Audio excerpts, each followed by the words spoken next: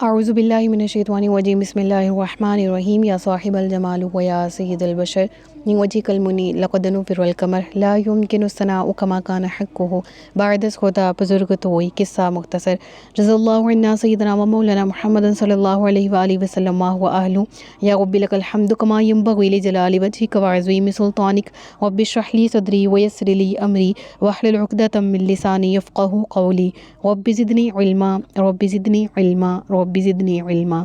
अस्सलामु अलैकुम रहमतुल्लाहि व बरकातुहू। मैं हाफ़िज़ा इफ़रा जावेद इस्लाम आप सबसे मुखातिब हूँ अपनी यूट्यूब चैनल इन्फिनिट इस्लाम में आप सबको खुशामदीद कहती हूँ। उम्मीद करती हूँ आप सब खैरियत से होंगे, ज़िंदगी पुरसुकून पुरित्मीनान और ईमान बिलखैर गुज़र रही होगी। सूरतुन नम्ल उर्दू तर्जुमा और तफसीर पारा नंबर 19 जारी है। आज इसका लास्ट लेक्चर है, यानी सूरह नम्ल तो जारी है, पारा नंबर 19 का आखिरी लेक्चर है। इंशाअल्लाह नेक्स्ट लेक्चर में पारा नंबर 20 से बाकायदा आगाज़ करेंगे। पारा नंबर 19 सूरतुन नम्ल आयत नंबर 45 से आज के सबक का आगाज़ कर रहे हैं, जिसमें अल्लाह रब्बुल इज़्ज़त गुज़िश्ता कौमों के वाक़यात बयान फरमाते हुए नसीहत फरमा रहा है। वलक़द अरसलना इला समूद अख़ाहुम सालिहन अन अअबुदुल्लाह फ़इज़ा हुम फ़रीक़ान यख़्तसिमून। और बेशक हमने समूद की तरफ इनके हम कौम सालेह को भेजा कि ए लोगो अल्लाह की इबादत करो। तो उस वक्त वो झगड़ा करते हुए दो ग्रोह बन गए। क़ाल या क़ौम लिमा तस्तअजिलून बिस्सय्यअति क़ब्ल अल-हसना लौला तस्तग़फ़िरून अल्लाह लअल्लकुम तुरहमून। सालेह ने फरमाया, ए मेरी कौम, भलाई से पहले बुराई की जल्दी क्यों करते हो? तुम अल्लाह से बख्शिश क्यों नहीं मांगते? हो सकता है तुम पर रहम किया जाए। हज़रत सालेह अलैहिस्सलातु वस्सलाम के तबलीग के अंदाज़ का यहाँ पर ज़िक्र है कि हज़रत सालेह अलैहिस्सलातु वस्सलाम ने अपनी कौम को अल्लाह की तौहीद पर ईमान लाने की दावत दी, तो चंद सईद रूहों ने आपकी दावत को कबूल किया, लेकिन भारी अक्सरियत ने ऐलान कर दिया कि वो कुफ़र पर ही अटकी रहेगी, वो ईमान नहीं लाएगी, और भारी अक्सरियत कुफ़र पर जमी रही। इसका डिटेल्ड ज़िक्र सूरतुल आराफ में गुज़र चुका है। गुज़िश्ता बहुत सी सूरतों में हमने वो तारुफ़ पढ़ लिया इस कौम के आमाल का, हालात का, अंजाम का। यहाँ पर ज़िक्र है कि उन्होंने सरकशी की इंतहा कर दी थी। हज़रत सालेह फरमाते क़ाल या क़ौमी लिमा तस्तअजिलून बिस्सय्यअति क़ब्ल अल-हसना, तुम बुराई में जल्दी क्यों मांग रहे हो बेहतरी से पहले? मुराद क्या है? तुम इस्लाम कबूल क्यों नहीं कर रहे? तुम क्यों कहते हो? वो अपने आप को कहते थे या सालिह तिना बिमा ताइदुना इन कुंता मिनल मुरसलीन, यानी अगर तुम भेजे हुओं में से हो, अगर तुम रसूलों में से हो, अगर तुम अल्लाह के पैगम्बरों में से हो, नबियों में से हो, तो ले आओ वो अज़ाब जिसका तुम वादा करते हो। यानी इतने हट दरम और ढीठ हो चुके थे कि हम आप पर ईमान लाना हरगिज़ इख्तियार नहीं कर सकते, हम बिल्कुल भी नादान नहीं हैं। और हज़रत सालेह उनको किस तरह से दीन की तरफ बुला रहे हैं, उनकी इस हट दरमी के बावजूद भी। यह कौम, अगरचे तुमने कुफ्र और शिर्क में अपनी उम्रें बर्बाद कर दी हैं, मेरी दावत को भी तुम अरसे दराज से ठुकरा रहे हो, लेकिन आज भी अगर तुम सच्चे दिल से तौबा करो तो मेरा करीम और रहीम परवरदिगार तुम्हारी तौबा कबूल फरमा लेगा और तुम्हारे गुनाहों को बख्श देगा। लौला तस्तग़फ़िरून अल्लाह लअल्लकुम तुरहमून, क्यों नहीं तुम अल्लाह से तौबा करते कि तुम रहम किए जो। क़ालू त्वय्यरना बिका व बिमन माअक, उन्होंने कहा हमने तुमसे और तुम्हारे साथियों से बुरा शगुन लिया। सालेह ने फरमाया, तुम्हारी बदशगुनी अल्लाह के पास है, बल्कि तुम एक ऐसी कौम हो कि तुम्हें आजमाया जा रहा है। यानी उन्होंने जवाब में क्या कहा, वो कौम के लोग कहने लगे कि तुम्हारी वजह से हमारी कौम में इंतशार फैला है, फितना और फसाद की तुमने आग भड़का दी। पहले हम बड़ी मोहब्बत और प्यार से वक़्त गुजारा करते थे, तुमने आकर हमें एक दूसरे का दुश्मन बना दिया। वो ऐसा क्यों कहते थे? यानी वो कौम ग्रोहों में तकसीम थी, कुछ सालेह अलैहिस्सलातु वस्सलाम के साथ थे, ईमान वाले थे, उनको तो ये चीज़ काबिल कबूल नहीं थी, तो उन्होंने कहा तुमने आकर हमें दो हिस्सों में तकसीम कर दिए। इससे पहले हम, यानी उनका कहना ये था कि हम अपनी जहालत की ज़िंदगी में खुश थे, तुमने आकर हमें किस राह की तरफ लगा दिया कि हमारे अपने हमें छोड़ कर जा रहे हैं। और उन पर जो उनके गुनाहों की वजह से अज़ाबात आ रहे थे, और वो किस किस्म के थे, मुसीबतों ने उनको घेर लिया था। कभी वक़्त पर बारिश नहीं होती थी, वो बूंदाबांदी के लिए भी तरसी हुई कौम थी, ठीक है। खेतों में खाक उड़ने लगी थी, तरह तरह की वबाएं उनको घेरने लगी थी आकर, ہر طرف سے بربادی کا شکار ہو رہے تھے، اور ایسے میں وہ سارا بلیم کس کو کر رہے ہیں؟ حضرت صالح علیہ الصلوۃ والسلام اور ان کے ساتھ اہل ایمان والوں کو، کہ تمہاری وجہ سے ہم نے تم ہی بدشگون۔ اب اس سے یہ معلوم ہوتا ہے کہ بدشگونی لینا اسلام میں کیسا ہے۔ کیا ہم کسی کے عمل کا وبال ڈال سکتے ہیں پوری فیملی پر، خاندان پر؟ یا کیا کسی ایک فرد کا اثر کسی اور پر ڈل سکتا ہے؟ بالکل بھی نہیں۔ ہمارے ہاں توہمات کا ہم شکار ہیں، کیسے کہ فلاں، جب سے میں نے فلاں سے اپنے بیٹے کی شادی کی ہے، جب سے وہ عورت اس گھر میں آئی ہے، میرے بیٹے کا کاروبار نہیں چل رہا، ٹھیک ہے۔ یعنی کہ کیا انسان، اللہ فرماتا ہے وَيَرْزُقْهُ مِنْ حَيْثُ لَا يَحْتَسِبُ، توکل مجھ پہ کرو، میں تمہیں رزق دوں گا جہاں سے تمہارا بھی گمان نہیں ہوگا، ٹھیک ہے۔ وَاللَّهُ يَرْزُقُ مَن يَشَاءُ بِغَيْرِ حساب، اللہ جس کو چاہتا ہے بغیر حساب کے انگنت نوازتا ہے، ٹھیک ہے، وہ بندہ کاؤنٹ ہی نہیں کر سکتا۔ پھر اللہ فرماتا ہے وَجَعَلْنَا اللَّيْلَ لِبَاسًا وَجَعَلْنَا النَّهَارَ مَعَاشًا، دن کو تمہارے لیے بنائے تاکہ تم روزی روٹی تلاش کرو۔ ہر انسان کے ساتھ اس کا عمل ہے، ہر انسان کو اس کے حصے کی تودو کرنی ہے، ہر انسان کو اس کے حصے کی محنت کرنی ہے۔ کسی کے زندگی میں آپ کے شامل ہونے سے یا نکل جانے سے اللہ تبارک و تعالی کا، فار ایگزامپل کوئی شخص آپ کے ہمسائے میں اگر گناہ گار ہے، اس کے گناہ کا عمل اس کے ساتھ ہے، وَلَا تَزِرُ وَازِرَةٌ وِزْرَ أُخْرَىٰ، کسی جان کو دوسری جان کا بوجھ نہیں اٹھانا ہے۔ تو کیوں ہم کسی سے بدشگونی لیتے ہیں کہ فلاں کی وجہ سے میرا یہ کام غلط ہو گیا؟ ہم انسانوں سے تو کیا جانوروں سے بھی بدشگونی لیتے ہیں کہ کالی بلی سامنے سے گزر گئی، دن برا گزرا، یا فلاں بلیاں گھر میں رو رہی ہیں تو فوتگی ہوگی۔ یہ اس طرح کی توہمات ہم میں کہاں سے آگے؟ ہمارے دین اسلام میں تو ایسا نہیں ہے۔ حضرت صالح سے وہ قوم فرما رہی ہے، اور حضرت صالح آگے سے کیا کہہ رہے ہیں؟ تمہارے یہ برے اعمال کا نتیجہ ہے کہ تمہارے ساتھ یہ سب کچھ ہو رہا ہے۔ پہلی قوموں میں بھی یعنی کہ ایسا تھا، موجود تھا، اور پہلے انبیاء نے بھی ان کے دل و دماغ میں یہ بات بٹھانے کی کوشش کی ہے کہ اگر کوئی برائی پہنچی ہے، انسان کو پہنچتی ہے، تو وہ اس کے اپنے برے اعمال کی وجہ سے پہنچتی ہے۔ اس کو توبہ کرنے کی ضرورت ہے، ہم سیلف اور ہر سیلف، تبھی تو اللہ تبارک و تعالیٰ کی طرف جب وہ رجوع کرے گا، یہ کرے گی، تو اللہ تبارک و تعالیٰ معاف فرمائے اور اس پر رزق کے دروازے کھول دے، یا جن مصیبتوں میں وہ گھرا ہوا ہے یا گھری ہوئی ہے اس سے ان کو نکال دے، بجائے اس کے کہ ہم کسی دوسرے کی طرف بلیم کریں کہ جب سے یہ ہو گیا، یا جب سے فلاں دکان لی ہے، یا جب سے فلاں گاڑی لی ہے، تب سے ہمارے گھر کی خوشیاں، پھر ہم نے اس گاڑی کو بیچا، ٹھیک ہے۔ عجیب ہی مطلب لوگوں سے مطلب سننے کو مجھے ملتا ہے کہ ہم نے فلاں گاڑی لی اور اس کے بعد سے ہمارے ایک دو دفعہ ایکسیڈنٹ ہوئے، پھر ہمیں سمجھ نہیں آ رہی تھی کیا کریں، پھر ہم نے اس کار کو بیچ دیا، تو اب ہم بڑے خوش ہیں۔ مطلب آپ کو ڈرائیونگ نہیں آ رہی ہوگی اس گاڑی کی، آپ کو اس کی ڈرائیونگ سیکھنے کی ضرورت ہوگی، یا وٹ ایور کچھ بھی، یا آپ نے جب اس کو خریدا کچھ مال اللہ کی راہ میں صدقہ کرنا تھا کہ بری نظر سے آپ بچ سکیں، برے شر والوں کے شر سے آپ بچ سکیں، وَمِن شَرِّ حَاسِدٍ اِذَا حَسَد سے آپ بچ سکیں، اللہ کی راہ میں صدقہ کریں، اور ہر دن اللہ کی راہ میں صدقہ نکالا کریں، بہت زیادہ رقم نہیں، تو جتنی رقم استطاعت کی ہے وہ، تو کوئی چیز وبال لے کر نہیں آتی۔ ہاں یہ ضرور ہے کہ اللہ کی طرف سے آزمائش بن کر ضرور آتی ہے، خواہ وہ آپ کو نعمت ہی کیوں نہ لگ رہی ہو۔ اگر اللہ تعالیٰ ناراض ہے تو وہ نعمت دے کر بھی اس کو ہی باعث آزمائش بنا دیتا ہے۔ پہلی قوموں کے ساتھ مال و دولت کی کیا کمی تھی ان کو؟ اگر قوم عاد کو دیکھیں، کیا جاہ و جلالت والی قوم تھی، کیا طاقتور ترین قوم تھی۔ یہ حضرت صالح کی قوم کا ذکر یہاں پر ہے کہ پہاڑوں کو تراش کر اس میں رہتے تھے کہ نہ زمینی عذاب آ سکتا ہے نہ آسمانی، یعنی ایسی اعلیٰ ریزیڈنس تھی ان کی جن کی مثال دنیا میں نہیں ملتی۔ تو کیا ہوا، آج اس قوم کا نشان کہاں پر ہے؟ حضرت شعیب کی قوم، ان کا ذکر اگر ہم کریں تو وہ کاروبار میں آؤٹ کلاس تھی، ٹھیک ہے، بزنس میں اعلیٰ ترین اقدار پر، لیکن وہ بھی وبال کا شکار ہوئی اسی بزنس کی وجہ سے۔ یعنی اگر اس بزنس کو حلال ذرائع سے چلایا ہوتا تو وہ بزنس وبال نہ ہوتا، اس بزنس کو حلال طریقے سے رکھا ہوتا تو وہ ختم نہ ہوتا، لیکن انہوں نے اللہ کی ناراضگی مول لی اور وہی ان کی وجہ وبال بنا۔ تو چیزیں بری نہیں ہوتی، لوگ برے نہیں ہوتے، ہمارے اپنے اعمال کا وبال ہوتا ہے جو ہم بھگتتے ہیں ان مینی ویز، ٹھیک ہے، ان ڈفرینٹ ویز۔ تو ہمیں چاہیے کہ ہم اپنے اعمال کو درست رکھیں اور اللہ کی طرف ہر دن ہر وقت رجوع رکھیں، توبہ اور استغفار کے کلمات، درود پاک کے کلمات اپنی زبان سے جاری رکھیں ہر وقت۔ کسی کی طرف منسوب کرنا، چاہے وہ دنیا کی ساز و سامان کی کوئی چیز ہو دنیاوی، یا وہ کوئی انسان ہو، کیا وہ جانور ہو، کسی کی طرف کوئی وبال منسوب کرنا کہ اس کی وجہ سے ہوا ہے، یہ عقل مندی نہیں ہے، ماں سوائے یہ کہ انسان اپنے اعمال پر غور کرے. ٹھیک ہے، تو اس کے بعد آگے پڑھ لیتے ہیں اس قوم کا ذکر.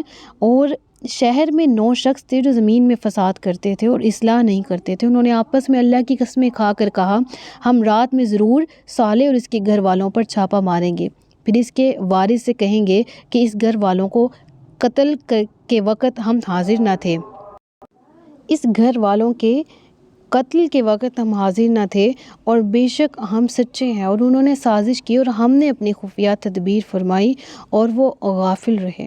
تو دیکھو ان کی سازش کا کیسا انجام ہوا، ہم نے انہیں اور ان کی ساری قوم کو ہلاک کر دیا اور ان کے گھر ان کے ظلم کے سبب ویران پڑے ہیں. بے شک اس میں جاننے والوں کے لیے عبرت نشانی ہے.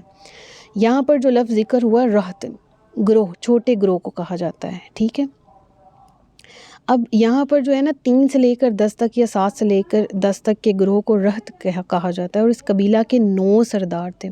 ٹھیک ہے، تو ان کے جو اولاد تھی نا وہ حضرت صالح علیہ السلام کی مخالفت میں ہمیشہ سرگرم رہا کرتے تھے اور وہ ہمیشہ اس کوشش میں ہوتے تھے کہ ہم حضرت صالح کی تبلیغ کو اور ان کے اصحاب جو تبلیغ کر رہے ہیں اس کو روک دیں. اب ان سرداروں کے نام کیا تھے تاریخ کی کتابوں میں لکھا ہوا ہے، لیکن ان ناموں میں اختلاف بہت زیادہ ہے. اور دوسرا یہ کہ ان کا تفسیر سے کوئی تعلق نہیں ہے، فہم قرآن میں کوئی مدد نہیں ملتی ان ناموں کو جاننے میں، اس لیے یہاں پر ان کا ذکر نہیں کیا جا رہا. بہرحال ان کے نیمز جاننا اتنا ضروری نہیں ہے. جو عمل انہوں نے کیا کرنے کی کوشش کی اور اس کی وجہ سے جس وبال میں وہ مبتلا ہوئے، جو اس واقعے میں مقصود ہے سمجھانا اور نصیحت لینا اور عبرت حاصل کرنا، اس پر ضرور انشاءاللہ ہم بات کر لیتے ہیں. اب قوم کے جو سردار ہوتے ہیں وہ طاقتور ترین لوگ ہوتے ہیں. انہوں نے کیا سازش کی؟ جب انہوں نے دیکھا نا کہ ہماری جو ایذا رسانی ہے ان کے باوجود بھی حضرت صالح اور ان کے ساتھی باز نہیں آ رہے، تو انہوں نے ایک جگہ بیٹھ کر یہ سازش کی کہ رات کو بے خبری میں صالح اور اس کے ساتھیوں پر حملہ کر کے ان کو علیہ باللہ قتل کر دیں گے، اور اگر ان کے کسی وارث نے ہم سے دریافت کیا تو ہم انہیں یقین دلا دیں گے کہ ہم میں سے قطعاً کسی کو کوئی بھی علم نہیں ہے قطعی طور پر کہ حضرت صالح کے ساتھ کیا ہوا، یا ہم تو ان کے قاتلوں میں شامل نہیں ہیں، ہمیں تو معلوم ہی نہیں ہے کہ انہیں کس نے قتل کیا اور ہم تو وہاں موجود ہی نہیں تھے. یعنی ان کا یہ خیال تھا کہ ان کے صالح علیہ السلام اور ان کے ساتھی جو ہیں ان کے وارث کمزور اور بے نوا قسم کے لوگ ہیں، ہم سرداران ہیں تو ہم سے کون پوچھ گچھ کرنے آئے گا، اور اگر کوئی آیا بھی تو ہمارا اتنا کہہ دینا کافی ہے کہ ہمارا اس واقعے سے کوئی تعلق نہیں. اور اگر آپ کا تعلق گاؤں دیہات سے ہے یا آپ نے ہسٹری کو پڑھ رکھا ہے تو آپ کے ذہن میں سرداری کا کنسیپٹ ضرور ہوگا کہ قوم کے سرداروں کا قوم کی باقی کی رعایا پہ کیا ایک طرح سے دھاک والا تعلق ہوتا تھا، اور کوئی جو ہے وہ کوئی سردار اپنی قوم کے سامنے جواب دہ نہیں ہوتا تھا. اسپیشلی جو دور جاہلیت ہے اس میں. دور اسلام میں تو عمر فاروق رضی اللہ تعالیٰ عنہ کا بھی ملتا ہے نا ہمیں کہ آپ خلیفہ ہیں. عمر فاروق رضی اللہ تعالیٰ عنہ کا واقعہ بھی ملتا ہے نا کہ آپ نے ایک غزوہ سے واپسی پر مال غنیمت کو لوگوں میں تقسیم کیا تو کچھ کپڑا ہر ایک شخص کے حصے میں آیا، اور حضرت عمر فاروق کا قد چونکہ لمبا تھا اور آپ ایک اچھے خاصے طاقتور انسان تھے، تو آپ نے ایک کرتا اپنے زیب تن کیا ہوا تھا. تو ایک مجمع میں ایک شخص اٹھ کے کھڑا ہوتا ہے حضرت عمر فاروق کو دیکھ کر کے آپ نے کرتا اور رکھا، اور کہتے ہیں کہ اے عمر، مال غنیمت میں جو مال آیا تھا اس میں اتنا کپڑا تو نہیں تھا کہ تم پورا کرتا سلوا لیتے، تو پھر تم نے کرتا کیسے سلوایا؟ یعنی اسلام میں اس لیول کی برابری کا عالم ہے کہ سرداری تو دور کی بات، خلیفہ سے سوال کیا جا رہا ہے. قوم کے سردار تو بہت پیچھے رہ گئے نا، قوم کے خلیفہ سے سوال کون کر رہا ہے؟ ایک عام شخص اٹھ کے کہ اے عمر، یہ کپڑا کہاں سے آیا جس سے تم نے اپنا کرتا سلوایا؟ پھر حضرت عبداللہ بن عمر وہاں کھڑے ہوتے ہیں کہ میں نے اپنے حصے کا جو کپڑا ہے وہ اپنے والد کو ہدیہ کیا ہے تاکہ ان کا کرتا سل سکے. تو یہ تھا لیول جب خلیفہ اللہ کے رسول صلی اللہ علیہ وآلہ وسلم کی بارگاہ کے تربیت یافتہ اصحاب، انہوں نے خلافت سنبھالی، انہوں نے نظام کائنات چلانے میں جو اہم کردار ادا کیے، انہوں نے جو مملکت مسلمہ کی عمارت کو کھڑا کرنے میں اپنا کردار ادا کیا، بالکل بے مثال ہیں، ٹھیک ہے۔ تو بہرحال اگر دور جاہلیت کو دیکھیں تو کسی کی کوئی مجال ہی نہیں تھی کہ وہ کسی سردار کے آگے بولتا تو جاتا کہاں۔ لہٰذا قوم صالح کے جو نوجوان تھے انہوں نے کہا کہ ہم ایسا کریں گے اور ہم کر گزریں گے، ہم سے کوئی پوچھے گا تو ہم کہہ دیں گے واقعے سے کوئی تعلق نہیں، پھر کس کی مجال کے ہماری طرف دوبارہ لوٹ کر آئے۔ پھر اس کے بعد کیا ہوا، انہی آیات میں ذکر ہے وَمَكَرُوا وَمَكْرًا وَمَكَرْنَا مَكْرًا وَهُمْ لَا يَشْعُرُونَ، وہ سازشیں کر رہے تھے اور یہاں ہم خفیہ تدبیر فرما رہے تھے۔ انہوں نے سازش کی، ہم نے خفیہ تدبیر فرمائی۔ کیا کہ یہ سازش کون سی؟ انہوں نے حضرت صالح کی قتل کی علیہ باللہ۔ یہ اونٹنی کی کونچے کاٹنے کے بعد کا واقعہ ہے، ٹھیک ہے۔ جب حضرت صالح نے انہیں بتا دیا کہ تمہیں 3 دن کی مہلت ہے، اس کے بعد تم پر عذاب آ جائے گا کیونکہ تم نے نافرمانی کی، اونٹنی کی کونچے کاٹ دی ہیں، جس کا ذکر گزشتہ تفاسیر میں لیکچرز میں گزر چکا ہے۔ اب تم پر عذاب آ جائے گا جو تمہیں نیست و نابود کر دے گا۔ بجائے اس کے کہ وہ توبہ کی طرف آتے، بجائے اس کے کہ لاسٹ الٹیمیٹم ان کو دے دیا گیا تھا، وہ رجوع کر لیتے، اپنے گناہوں پر نادم ہوتے، گر گرا کر معافی مانگتے، انہوں نے الٹا حضرت صالح علیہ السلام کو قتل کرنے کی کوشش شروع کر دی اور کہا کہ عذاب آئے گا تو دیکھا جائے گا۔